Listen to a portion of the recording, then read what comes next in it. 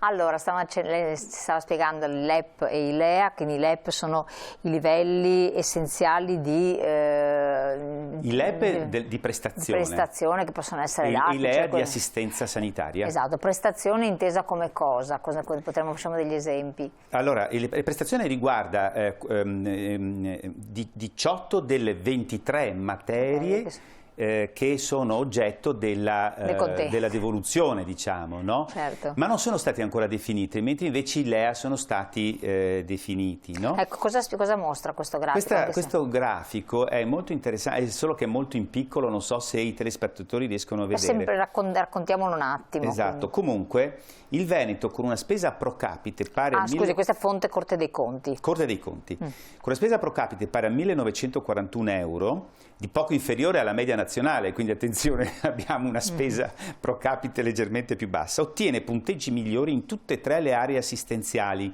che sono prevenzione, area distrettuale, area ospedaliera. E quindi che cosa dice questa tabella qui? Che se per esempio tutta l'Italia fosse gestita con i parametri del Veneto, avremmo un risparmio di miliardi di euro. Ma che cosa ci dice ai fini del federalismo?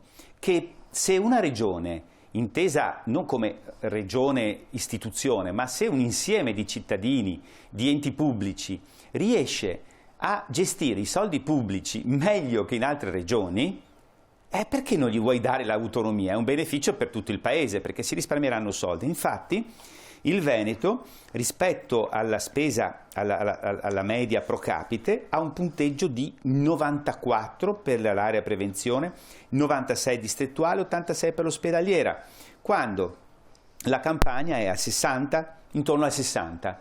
Quindi si capisce chiaramente che conviene dare il più possibile di autonomia, perché fra l'altro nella sanità c'è autonomia. Io credo che la sanità sia un esempio eccezionale per capire cos'è il federalismo. La sanità è un sistema già di per sé federale e si vede che i servizi, rispetto agli stessi soldi che dai ad altre regioni, sono talmente buoni che da altre regioni continuano a mandare sempre i malati nei nostri ospedali, perché sanno che qua vengono curati e dalle altre parti non sono curati.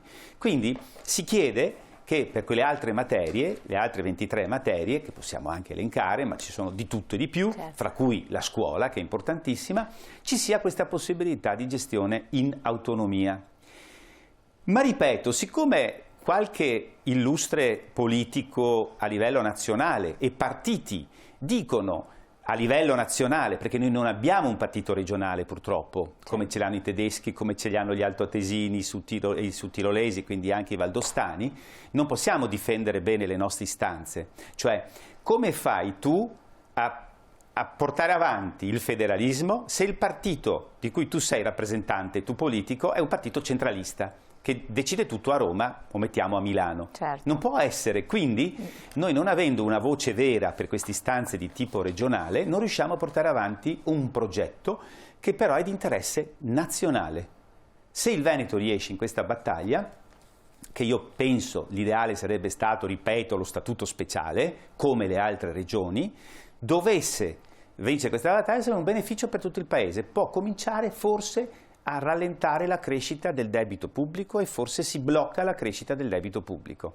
Se non si arriva al federalismo, adios con il debito pubblico. Esatto, proprio del debito pubblico abbiamo un'altra slide che ci aveva presentato che parla appunto di qual è il valore assoluto del debito pubblico, praticamente di 2.850 miliardi di euro.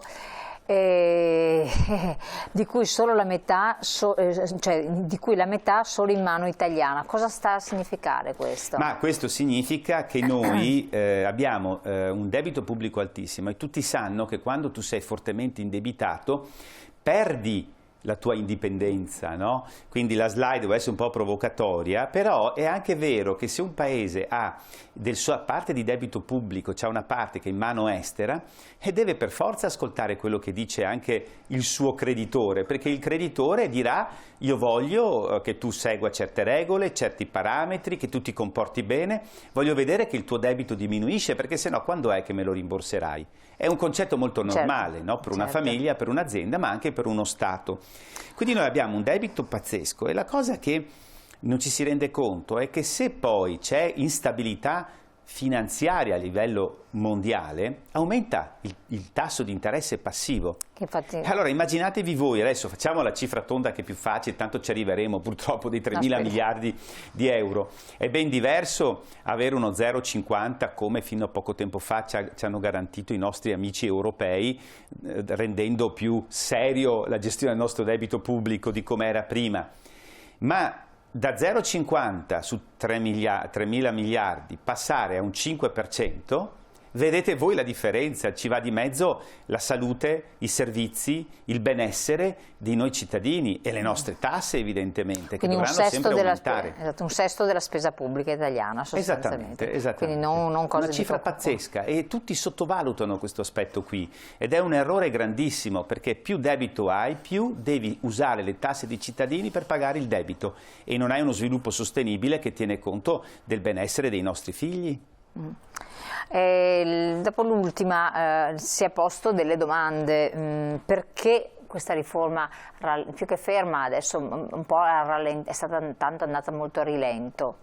Ma una riforma, dunque, intanto è una riforma, quella che è stata portata avanti col titolo quinto, è una riforma assurda, nel senso che bisogna passare per gli enti locali, per le regioni, e poi bisogna andare al governo, e poi bisogna andare al Parlamento, poi bisogna ritornare al governo, poi bisogna ritornare al Parlamento. Poi ricordiamoci che l'autonomia di quel tipo lì dura 10 anni. E siccome vale la clausola di superiorità, di supremazia nazionale, può essere annullata quando si vuole dal Parlamento stesso. Quindi è una riforma che ci ha fatto perdere 5 anni di tempo, avremo le polverine che ci rimangono, alla fine delle bricioline, tanto per dire abbiamo rispettato il referendum, ma siamo distanti, ripeto, anni luce dallo statuto speciale delle regioni vicino a noi.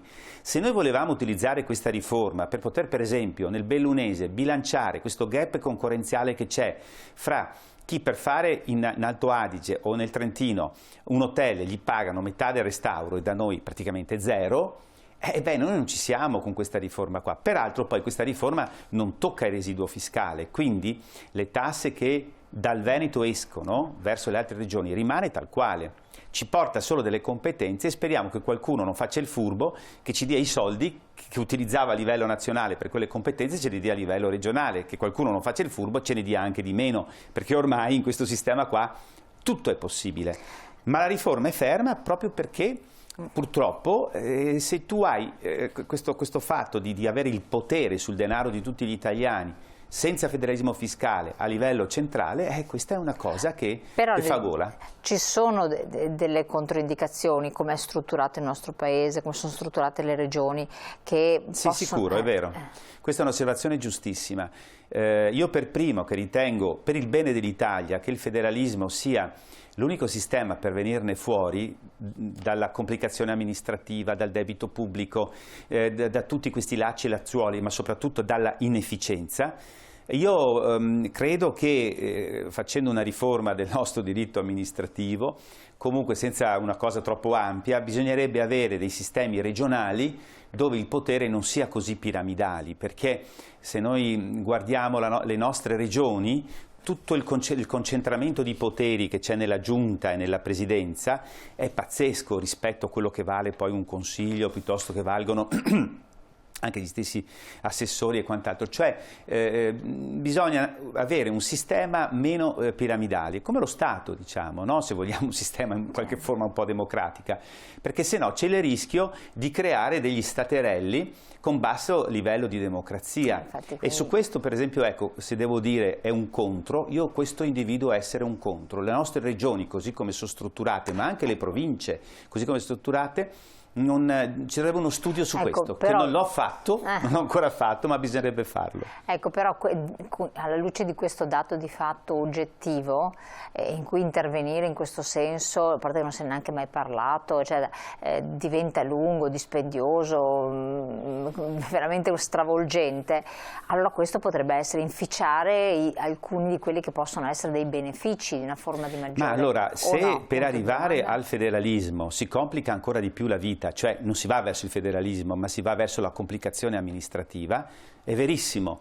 Ma se noi diciamo che vogliamo il federalismo e alle parole diamo un senso, quindi il federalismo è fedus, è un patto che c'è fra vari soggetti pubblici all'interno di un unico sistema, che può essere quello nazionale o anche quello europeo, no, è una contraddizione nei termini questo timore, perché il federalismo porta semplificazione. Non porta complicazioni, perché è come in un'azienda, no?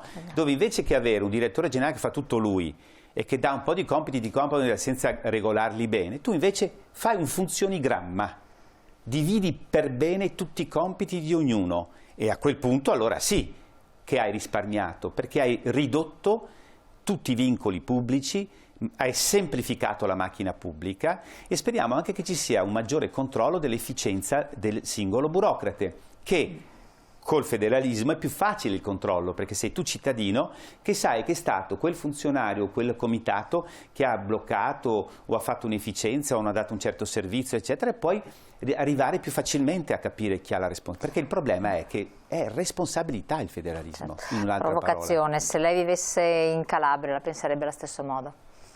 Vivere in Calabria, in Puglia, in Calabria, in Campania. Sì. Allora, insomma. Io non è che sono assolutamente consapevole di ciò che potrebbe succedere. Allora, il caso Calabria, basta vedere la Sicilia, diciamo la Sicilia... La Sicilia però è statuto speciale. È statuto speciale, ma stavamo dicendo se fosse la Calabria statuto speciale, ho capito male? No, se lei vivesse in Calabria, sì. Farebbe lo stesso, aspirerebbe a questa cosa? Ah, beh, dipende, se voglio il bene di tutto il paese, compreso di me calabrese, assolutamente sì, perché la festa non può andare avanti all'infinito, basta vedere la crisi del debito pubblico. Quindi, e poi, fra l'altro, il gap sta aumentando. Con l'accentramento di oggi il gap fra nord e sud sta aumentando, non è il federalismo che lo fa aumentare, perché non c'è. Quindi il gap sta aumentando senza federalismo fiscale, senza federalismo, eccetera. Quindi io conosco molta gente, molti cittadini del meridione, certo bravissima gente che dice noi vogliamo avere delle autonomie e vogliamo poter gestire e capire chi è responsabile di che cosa. Chiaro. Allora Gianangelo Bellati, grazie di questa parentesi che abbiamo cercato di dare anche ai nostri telespettatori, appunto sollecitati anche da molti di voi che ci avete chiesto delle delucidazioni. Le auguriamo buon lavoro, speriamo di rivederla anche presto, anche in altre vesti, diciamo così, non anticipiamo niente. Io cari telespettatori vi ringrazio di aver partecipato, di averci seguito, rivedete poi la puntata naturalmente sul web e che dire, buon proseguimento, ci vediamo, Canale 19 vi aspetta.